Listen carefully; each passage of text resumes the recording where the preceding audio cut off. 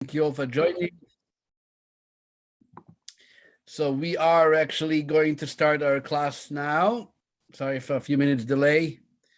We are going to discuss tonight a very important topic, which relates in one end to the Parsha portion of the week, and also at the same time, as some of you are probably familiar, that this coming week before Passover, there's another holiday, the 11th of Nisan, 3 days before Passover, marks the birthday of the great Lubavitcher Rabbi of blessed memory, who this year will turn 120 years old.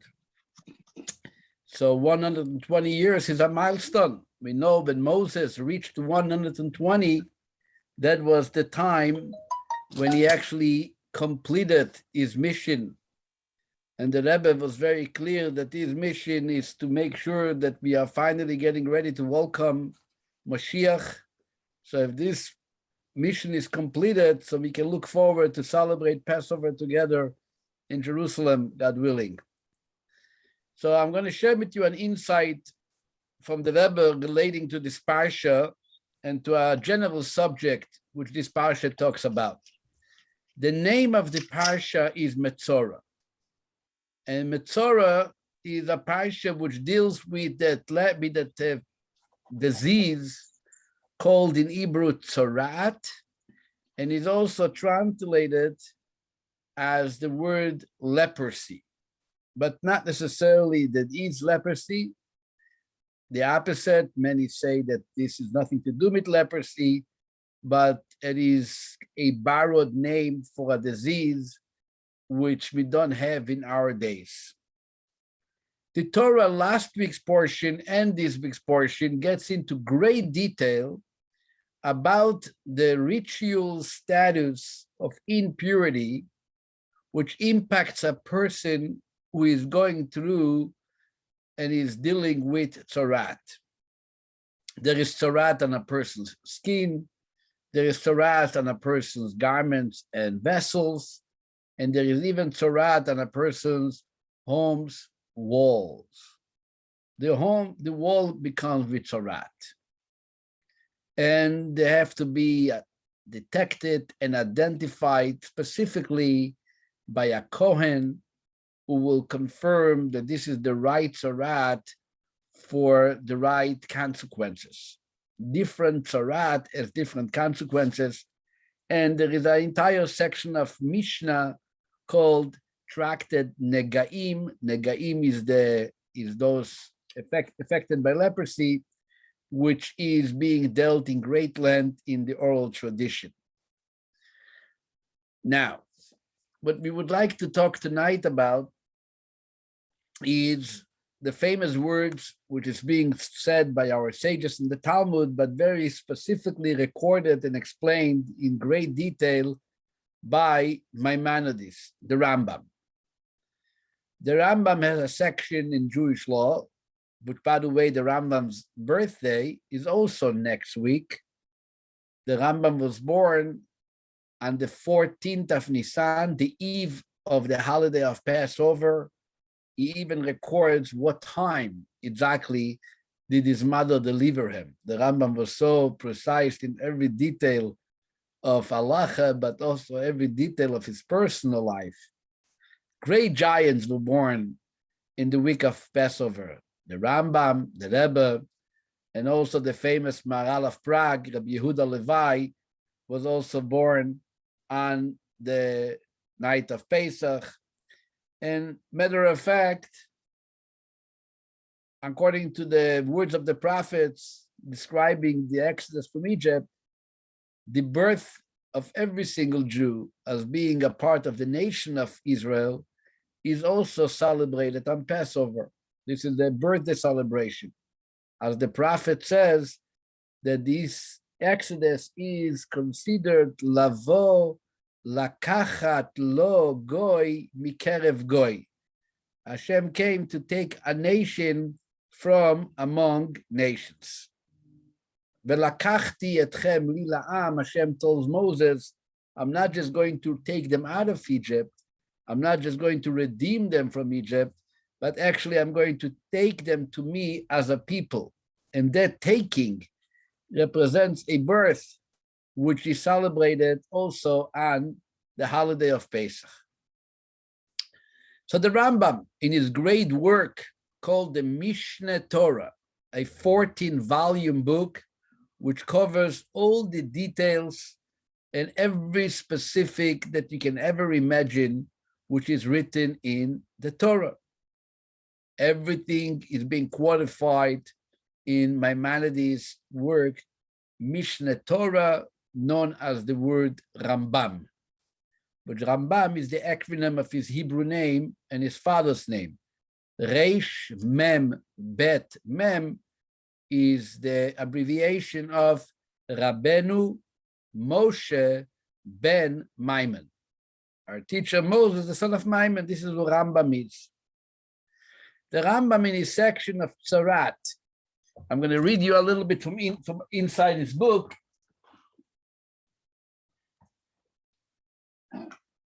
So I'm not going to read the whole thing, but just a little bit to see what and how he discusses this difficult disease, worse than corona perhaps, called Tzarat. Says the Rambam as follows, that the way it does work, he says Tzarat is not a natural phenomenon, he says clearly. Eino, those who understand Hebrew, he says, Tzarat eino miminago shel olam. This is not something which occurs as a natural disease like a flu or like a skin rash, etc. Rather, it says this is a unnatural sign and an unnatural occurrence which was in Israel, specifically to guard them of falling into the area of slander, Lashon Hara. God wants to watch us, and he keeps on sending signals, warning signals, stop signs, bumps, all kinds of signals, which is to hold down and hold back our continuous involvement in that terrible scene called Lashon Hara, speaking bad about others. So the Rambam says, if you don't see Tzara today, because we don't have miracles, open miracles today as we used to have in the past. But when the channels of the relationship between God and the people was open and clean, then we were also getting those signals very clear. Stop. Stop means stop. Don't continue. You're getting trapped and you keep on descending, and it's time to stop. How was that signal given? Says the Rambam in chapter 16 of the laws of Tumat Tzarat, and he says, when a person was engaging in conversing in slander, the first sign was that he got stains appearing, stains of Tzarat appear at the walls of his house. And hopefully he got the message and it will disappear, and that will get the house back into its status of purity. But if he did not take the message until they had to remove and destroy the wall with its Tzarat, he still didn't get it. That leprosy will now occur on the utensils specifically made out of leather in his house, those who you sit on them or you sleep on them. Obviously, if you are gaining courage to stop, that disease will disappear. But if you remain in your wickedness, and then as the Torah says in this Parsha, you're going to have to burn those utensils, then suddenly they appear on your clothes, on your jacket, on your suit. And here too, if you get a message, they will disappear. If you still keep on going, now it's suddenly going to impact your skin. And when it impacts your skin, you know it's time to move out of the camp, which this is the punishment and the consequence of tzaras, that you're going to have to be isolated, which we call today quarantining. But quarantining not only in your own house, you had to actually move out of the Jewish camp and be isolated outside of the city, plus isolated even from those who are dealing with the same disease that you are also going to have to be isolated from them and be completely by yourself. And that's why, says the Rambam, if you look in the book of the Deuteronomies, the book of Dvorim, in Pashas Kitzeitze, the Torah tells us, remember what Hashem, God your Lord, had done to Miriam, the sister of Moshe and Aaron. The famous story that we read in the book of Bamidbar, the book of Numbers, Pashas Baalotcha, when Miriam was telling her brother that she overheard that their sister-in-law, Zipporah, the wife of Moses, is kind of down by the fact that Moses is never home. He's always talking to God and he has no time to come home. And they said, she made like a remark. The Torah records the remark she made. She says, is it only to Moses that God is speaking to? Basically saying, in other words, God speaks to all kinds of people and prophets. How comes Moses is the one who doesn't come home ever, while everybody else can work and able to figure it out to speak to God, and plus be together with your husband and your wife like a normal family? When God heard it, you have the story in the Chumash, he appeared and he says, that's not true. Don't try to compare yourself to Moses. I speak to Moses in a whole different fashion than I speak to any of my prophets. I speak to him face to face, mouth to mouth. And if he has to be ready on a whole different level than all of you. And we know that right afterwards, Miriam, Moses' sister, was afflicted with leprosy, which, by the way, in parentheses or not, Miriam's Yortzeit, her day of passing, is actually also next week on Monday, which is the 10th of Nisan. So all these great things happen in this month of Nisan. But anyway, the Rambam, Maimonides, takes a different perspective and look on what happened to Miriam. The Rambam says, take a look what happened to Miriam. So he goes in, first let me explain you who Miriam was in regard to Moshe. Says the Rambam, number one, she was older than Moshe with many years. Number two, she raised Moses on her lap, the Rambam says. Number three, she put herself in danger to save Moses from the water of the Nile River. Remember the story in Egypt? She was there watching that basket, Prince of Egypt, right? Number four, she did not speak, says the Rambam, anything badly about the brother. She just mistakenly compared her brother to all the other prophets. Number five, he continues, Moses himself was nothing concerned. It was not personally hurt, or he had any frustration for the fact that his brothers spoke about what they spoke. For the very fact, as the Torah itself testifies in the very same story, that Moses was the most humble person of the face of the earth. Ve'aish Moshe anav me'ot mikol ha'adam asher al pnei ha'adama. He was the most humble.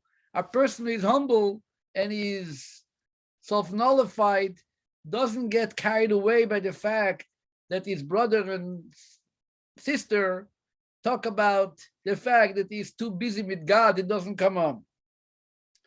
So all these reasons are reasons really perhaps to advocate of what Miriam did, and yet she was punished with leprosy, Metzora.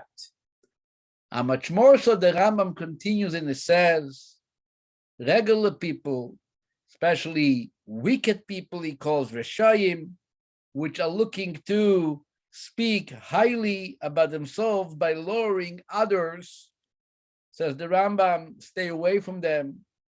Don't engage in conversation, so you should not get caught in those conversations. And he goes on more and more and more about the idea. So we know clearly that the concept of Lashon Hara is clearly related to the message of the Parsha, and the love of God to protect us is really when we kind of had the privilege, if we can say those words, to be punished with Lashon Hara, because that kept us off from the next step and then from the next step. But at the same time, we understand the severity of Lashon Hara to the point which the Rambam says this is considered as equal to idol worship, adultery, and murder.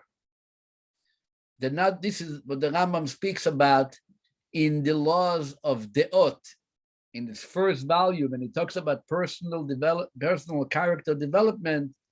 He also spends a number of laws in describing what exactly is considered Lashon Hara, in what way you violate Lashon Hara, and why shouldn't you speak Lashon Hara, and onward and onward.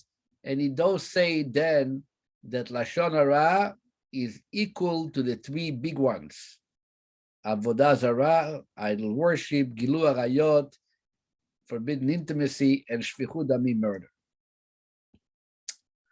So this is a subject which is obviously very known and familiar, and people are studying that subject. In the generation before us, there was a great Lithuanian rabbi and great sage with the name of Rabbi Israel Meir Cohen Kagan, or as they call him, Israel Meir Cohen. That was his name. He lived in a town in Poland called Radin. That was the name of the town, Radin. And he wrote a book, and the name of the book is actually called Chafetz Chaim. Chafetz Chaim, this book you have obviously in Hebrew, but this book is also in English. This book is really a book which is specifically discussing this very concept of Lashon Hara by quantifying all the laws, all the details, when, how, what are you violating this prohibition, Lashon Hara. He passed away in Elul in the month of September, 1933. Not only do we have pictures of him, but a few years ago, they even discovered a video, a television video that you can find probably on YouTube of this holy man, the Chafetz Chaim, when he arrived at a very great meeting of rabbis, which took place in, I believe, either in Vienna or in Marienbad in Poland. Israel Meir Cohen, Chafetz Chaim. Now, the Chafetz Chaim, as I said, wrote a book called Chafetz Chaim. The word Chafetz Chaim means in Hebrew, desire of life. Why would someone call a encyclopedia, so to speak, on Lashon Hara? Why would he call it with the name Chafetz Chaim? So this actually is relating to a verse. The verse is in Psalms and in Tehillim, in the chapters 30 something, and the verse says as follows. King David said, Mi aish achafetz chaim. Who is the man who desires life? Ohev yamim, who loves days, lirot tov, to see good. Who is not? Everybody loves life. Everybody wants to live a good life. What's the biggest proof? God forbid if something scary happens, you get scared. Why are you scared? Because you want to live, right? Sometimes someone tells me, I don't care, life, no life. Yes, in the middle of the night, they yell something scratching on your door, you get pretty nervous. Why are you getting so nervous? Who cares? Because we want to live. Every person, his natural tendency is to be alive and hopefully to accomplish with life. So the King David says, you want to live a good life? Guard your tongue from speaking evil. Metzora leshoncha meira. Don't speak bad. And that which encouraged this holy man, the Chafetz Chaim, to write a book and title it with those two words, Chafetz Chaim, desire of life, relating to that very famous verse, which talks about how can you ensure a desired life. So like I said, he wrote a wonderful book on that subject. Probably the best book, not probably, for sure, the best and perhaps the only book, at least in his days, which so clearly had compiled this discussion of Lashon Hara. And yet there is a story about this great Chafetz Chaim. He was once riding in a buggy, horse and buggy, like they used to ride in those days in Poland and in Europe. And while being on the buggy, an individual asked him, are you familiar with that little town called Radin? That's where they were traveling. They were coming into town, Radin. That's where the Chafetz Chaim lived. And he says, are you familiar with the city? He says, yes, I am. He says, do you know, can you tell me where to stop? Because I want to go meet this Chafetz Chaim, this great rabbi called the Chafetz Chaim. I want to go meet him. Not knowing that he's actually speaking to the Chafetz Chaim himself. So he asked the Chafetz Chaim, if you could show me, just point to me where to stop when I'm arriving to the home of the Chafetz Chaim. So the Chafetz Chaim says to him, why would you need to visit the Chafetz Chaim? What are you looking for? So this guy, this visitor, responded by saying, I want to visit the Chafetz Chaim because I heard he's a very holy man, and I am seeking his blessing, his guidance. That's why I'm coming to visit the Chafetz Chaim. So the Chafetz Chaim tells him, he doesn't know it's the Chafetz Chaim. He tells him, what are you talking about? A holy man? You have nothing for you to go and seek a bracha from this man. The guy heard it. And you know, recently we are familiar with a spontaneous slap that you give someone when you are frustrated. I'm sure you saw the news or you heard about it. Even if you didn't know, it's even better. But anyway, this guy basically gets up and he slaps the Chafetz Chaim in his face, saying, don't you dare speak like this about the Chafetz Chaim. Sorry. Eventually he gets to the house. The Chafetz Chaim goes down the carriage.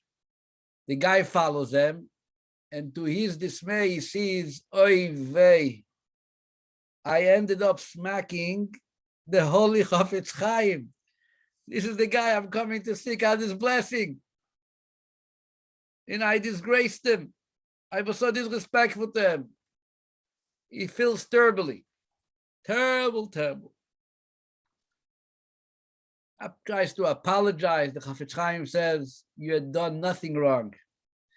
What you did was actually an important message to me. And let me tell you what the message was. I wrote a book which compiles all the laws regarding speaking badly. about others. And I realized I missed out one important rule in this book. The rule what says, don't speak bad about yourself. Lashon hara is not only about others. Lashon hara is about yourself, myself. That part I did not mention in my book. I completely ignored the subject of slandering yourself. And now when this story happened on the courage, and I told you, well, don't go to this guy, he does not to bless. What are you making yourself for sugar, spending time going to the Chafetz Chaim? It was from above, it was from heaven, that they signaled me that you forgot an important halacha. The halacha of not talking Lashon hara about yourself, not only about others. This is the story. Now, let's go to what I have with me over here, a research I did. I did it years ago, but I went through it a little bit now. I'm not done yet. But I went through many letters, books of the Lubavitcher Rabbi of blessed memory.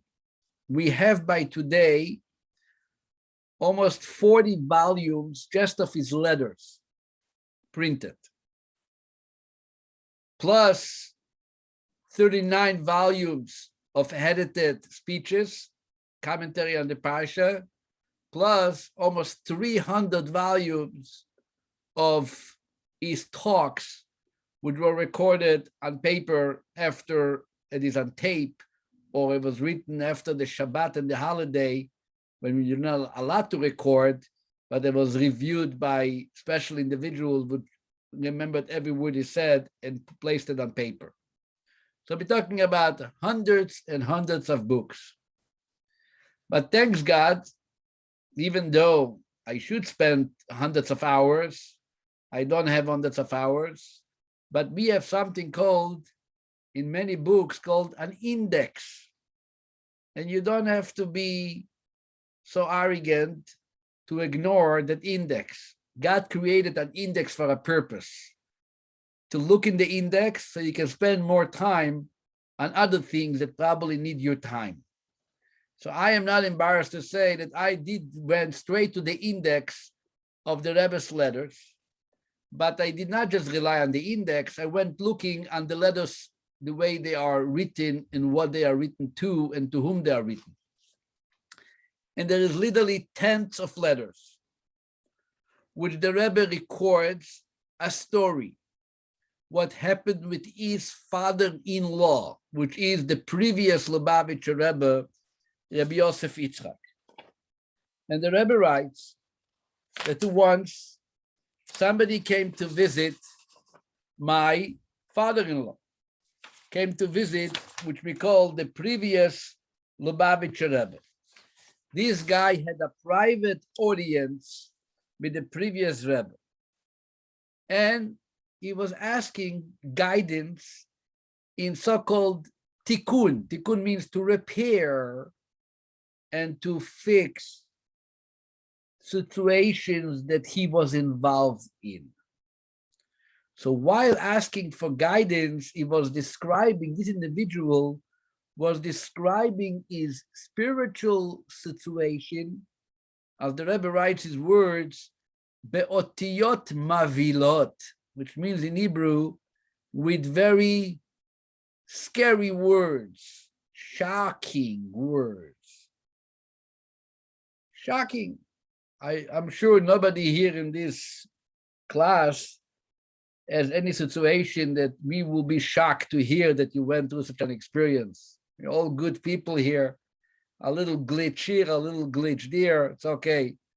But this individual apparently had something which was shocking in his description, to which the previous Rebbe responded to him with the following.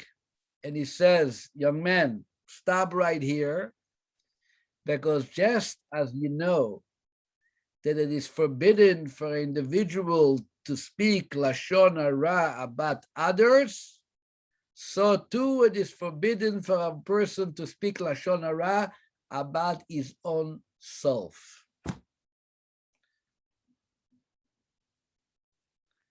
That statement gets repeated literally tens of times in other letters to people which apparently had related their spiritual status.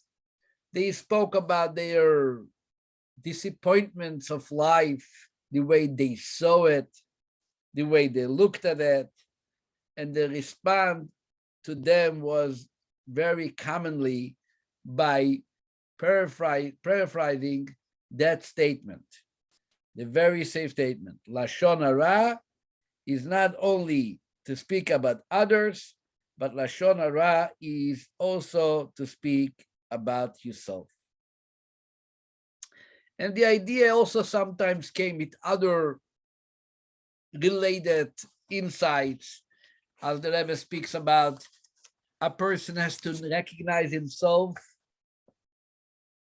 You have to know what you are lacking, so you should know how to fix them.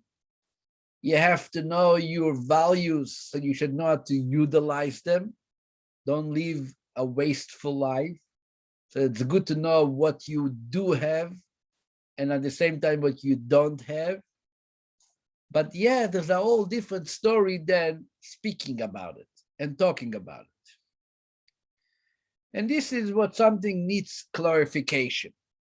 What does it mean you can talk bad about yourself? Obviously, if somebody's, God forbid, in a state of depression, and the only thing he wants to say is how bad he is, and what kind of miserable life he has, so we understand that this is not kosher. Judaism doesn't allow even 1 inch of depression. It's forbidden. You have to figure out maybe sometimes how to deal with that, how to get rid of it, but at the same time, you cannot validate it. There is no validation when it comes to sadness.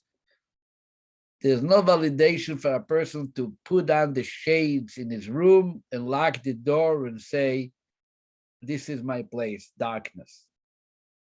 No way. Why? Very simply. God gave you a day of life. You are pretending you're dead. So you're fighting God. God says, I brought you this morning down to the world. I want you to be alive. Figure out how to make it a livable day. And you say, I'm going to close down the shades, lock the door. And that's what basically happens in the cemeteries. Locked doors, boxed coffins, and that's it. There's no one to talk to. So this I understand. This is unacceptable. But let's analyze for a moment. What does it mean you're coming into a Rebbe, for example, and you start talking about things that you are, feeling are very rightfully wrong in your life, bad things. And the Rebbe says, whoa, hold on, not talking, Lashon Hara. What do you mean not talking? I got to talk. I got to figure out how to repair it. I got to know how to deal with it. I got to know how to respond to it. I understand if the talking Lashon Hara is kind of injuring yourself. So we all know that the Rambam writes, and this is codified in Jewish law, that a person is not allowed to hurt himself. You know that, right? A person is not allowed to hurt himself. This is a part of the code of the law. Maimonides writes, and the Alter Rebbe says in Shulchan Aruch, that you have no right on your body to hurt it. It's not yours. God allowed you to be alive to keep your body as a trust, as a trusted collateral to utilize for your service of God, for your service of life. goodness and charity and kindness and happiness. But if you're going to hurt your body, you are injuring, damaging something which is not in your territory. It's not yours. The body is not yours. It is granted to you to use, but it's not yours to, God forbid, injure or cause damage to. It's not yours. It belongs to God. So perhaps you can also understand that maybe a person who speaks bad about himself is kind of verbally abusing himself. So there is physical abuse to your body, which is forbidden, and there is verbal abuse to your body, which is forbidden, like emotional abuse to your body. I'm not talking by others. I'm talking by yourself, through yourself. Obviously, you can't do something wrong in injuring yourself and damaging yourself. This is not kosher. I understand it, clear. My question is, what is the border and what is the rule when I'm coming to talk to someone because I'm looking for guidance? So if I'm not going to tell him what's going on, obviously, I'm not going to be able to get the right guidance. If I don't give the right information, so how is he going to be able to guide me through and repairing my situation?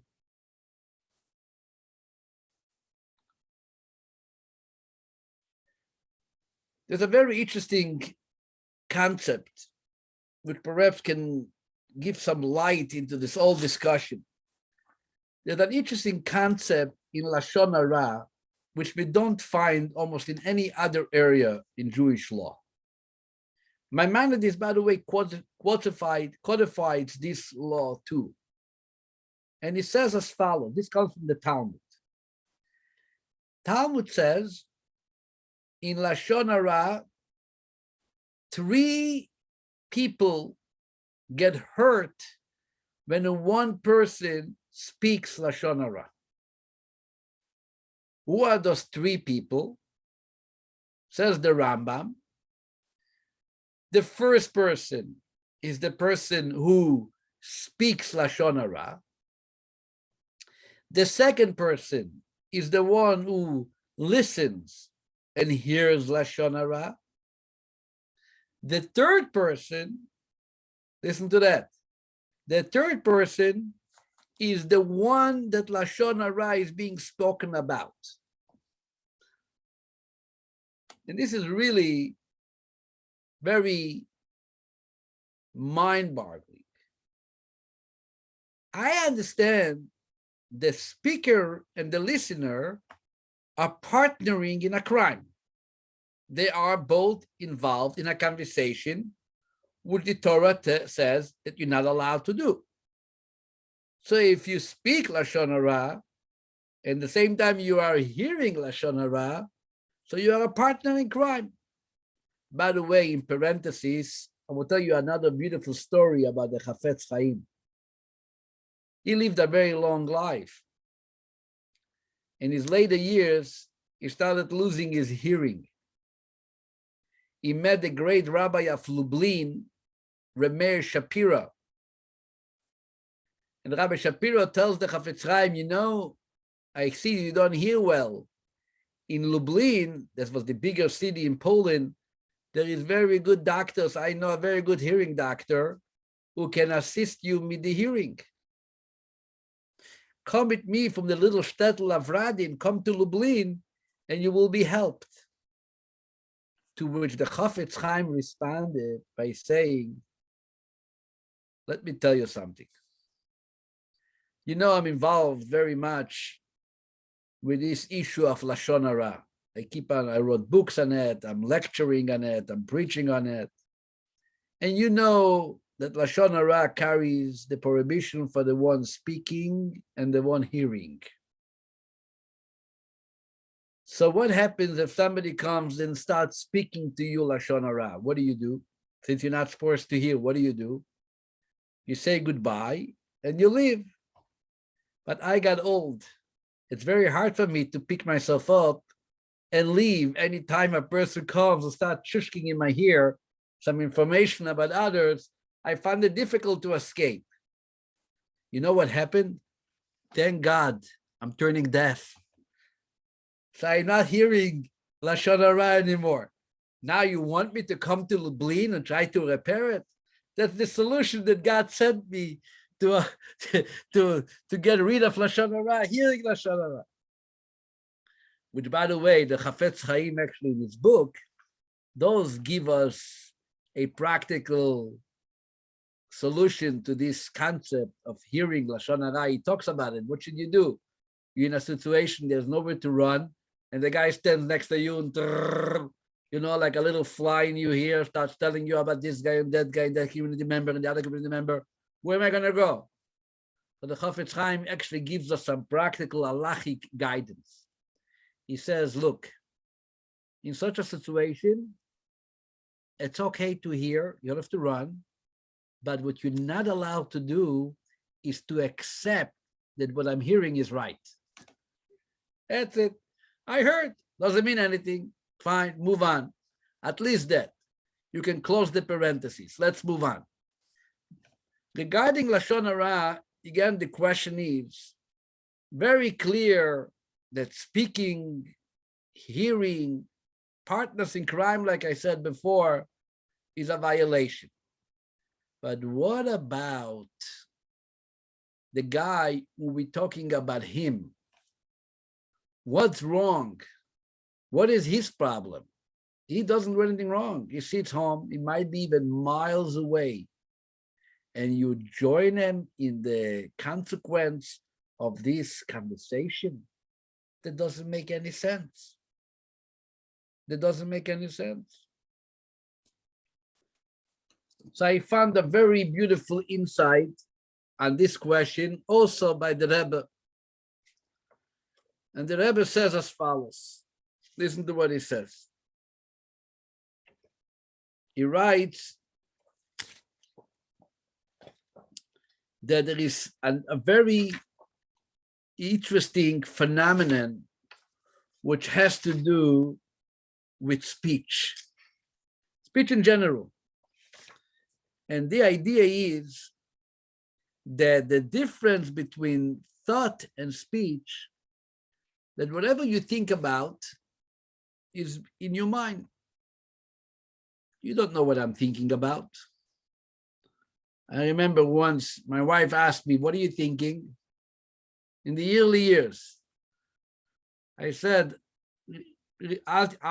honestly speaking, if God would have wanted you to know what I'm thinking, thought would have been as loud as speech. The fact that thought is silent and speech is open means that I can think without you knowing what I'm thinking. Right? It's okay. You went through. We survived. Actually, almost 30 years married in a month. Anyway, what's the difference between speech and thought? Thought, the Rebbe says, is for yourself. And the purpose and the definition of speech is to bring out that which is in your thought into the open, to reveal the thought which is hidden. So the Rebbe says, that's why you have to be careful about speaking badly about others, because could be there are people which intrinsically, essentially carry negative qualities. But if we don't speak about it, they remain sleeping. When you talk about it, you activate it, you wake it up, and you bring it out to the open. You release it from its state of slumber and sleep, and it comes out. There's a famous concept in Talmud, by the way, that a person should not open his mouth to the Satan, meaning don't say something bad will happen to me, because that gives the one in charge on bad things, the Satan, to actually, God forbid, allow something bad to happen. You have to be careful how you say things. You can say, I'm sick, Or you can say, I don't feel so good. And I don't feel so good. It's better to say that you're sick. Don't make a statement about yourself that you're sick. And so on. So what is the idea over here? What we are learning over here is a very powerful insight into the power of speech. Speaking is not only expressing what you think and what you feel and what you have on your mind. Speech has the power to activate sleeping cells. You talk about something which is hidden, and as more you talk about it, you bring it out. We know what is brought down in the books of Musar. A person speaks words of love and will lead them to love. A person who keeps on saying words of love and care and respect will end up respecting the person they said to. The emotions follow the actions and not vice versa. You speak about it, you activate it, you make it happen. When you speak Lashon Hara about somebody else, the connection between us makes it, God forbid, happen that the person actually is now given the chance to activate that bad which was spoken about him. It brings it out. And that's why the Talmud says he's also injured by the conversation of Lashon Hara. It kills them all three: the speaker, the hearer, and the listener, and the one we are talking about. And the same is obviously the idea, but the Rebbe keeps on saying, be careful what you say about yourself. If you can do it to other, violence, just by talking to somebody else about a third guy, you are able to activate such a negative influence. How much more so when a person sits and talks negatively about himself, what I cannot do, what I cannot accomplish, what I cannot hear, what I cannot eat. Why am I this and why am I that? Even you're really not experiencing any of those negative dictation. You still, by the very fact that you speak about it, God forbid, allowing those feelings, those activities to come out of you and really make you the person that you never meant to be, that you never was made to be. But you kept on saying. And that's the prohibition of Lashon Hara. On the other end, speaking good about yourself, speaking in validation about yourself, speaking in the very fact what you have, the values, the traits, the very fact that you were born and God spent time to create you. What can be better than that? He had time to make me. I guess I'm valuable for something. No? He had nothing else better to do rather to make me. He could have done many other good things. He made me because I have a purpose. I have a place in this big story of creation. I am meant to be here because, as the Rebbe once told somebody at his birthday, God said, when you were born, I need you. If not, why were you born? The very fact that you were born means I need you. The validation of oneself by himself. I'm not talking going to the psychologist and the psychiatrist is going to validate you. I'm talking to yourself, looking in the mirror and get up in the morning and say, Modeh ani lefanecha, I thank you, Hashem, Melech Chai v'Kayom, she'echzarta b'nishmasi, you had restored my soul, b'chemlo, with compassion, Rabbi Menosecha. That's it. Modeh ani. I'm here. We are getting ready for a holiday called Pesach.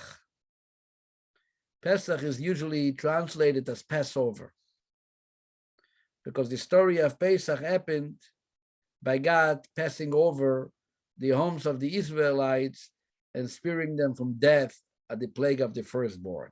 That's the literal translation of the word Pesach. But our Kabbalistic sages tell us that the word Pesach is actually a word which has in it two parts in Hebrew. Peh, you know peh in Hebrew means mouth, sach, talks, converses, sicha. The holiday of Pesach, Kabbalah says, is the freedom of speech, but not freedom of speech the way it's translated in American law, that everybody can say whatever the heck they want, but rather the freedom of speech means that our ability to speak positively was freed from exile. The whole essence of Pesach is about speaking and talking good. The name of the Passover book is called Haggadah. And Haggadah in Hebrew means speaking and telling. The theme of the night of Pesach is Veigadeta lebincha, tell it to your children, relate the message, talk. For sure not to be silent, to talk. What to talk? From what we learned tonight, what you should not talk, we understand very clearly what is expected from us to talk. By knowing that we're not allowed to speak Lashon Hara about ourselves, we also know the importance of speaking Lashon Tova, to speak good about ourselves. And don't confuse it with arrogance. Someone gets nervous. If I'm going to speak good about myself, I'm going to become arrogant. God forbid. I remember I had a teacher, and he was a very, very successful teacher later in his life, made a great career of education. And in one of his speeches, he talked about his accomplishments. He said, "Am I arrogant?" He has to have a big voice. He said, "Am I arrogant? God forbid. Am I proud? 100%. Proud with arrogance has nothing to do with each other." The Rabbi once told a Jew who said that the evil inclination keeps on enticing him and he can't get rid of him. And he was looking for advice. How can I get rid of my Metzora? The Rebbe told them, you should get rid of him by being more arrogant. I said, arrogant? I thought arrogant is strength. You're not supposed to be arrogant. The Rebbe says, yes, when he comes to you the next time, the evil inclination comes to get you into trouble, you tell him, you know who you're talking to. You know who I am. I'm a descendant of Abraham, Isaac, and Jacob. Sarah, Rivka, Rachel, and Leah. I am a Yid, I am a Rebbe, I'm a Chassid. You get away, God. Go find your peers. You have nothing to do with me. Is that arrogant? No. Is it pride? Yes. But it's kosher pride. And this is really what Pesach is. The ability to celebrate our freedom, the freedom of our essence and our core, to know that ultimately God entrusted us with a mission. He gave us the powers to cultivate it and to succeed in it. And we can do it. We can do it because we are here. And Hashem should give us the ability to take those important messages of the Rebbe and the Torah, and to make it a reality in our life.